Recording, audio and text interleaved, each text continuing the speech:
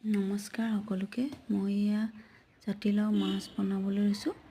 তাৰপিছতে ইয়াক কচু দেখিছে নহয়, কচু যেনিবা নবনাওঁ আজি। তাৰপিছতে মই দুডোখৰমান আকৌ মাছ পাতত দিম বুলি ভাবিছোঁ।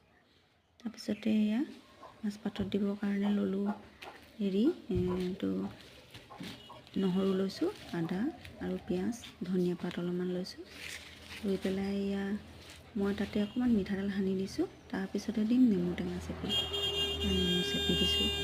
নেমু চেপি দিয়াৰ পাছতে কেনেকুৱা লাগিছে আপোনালোকে চাবচোন দেই। লাইক কমেণ্ট শ্বেয়াৰ কৰিবলৈ কিন্তু নাপাহৰিব।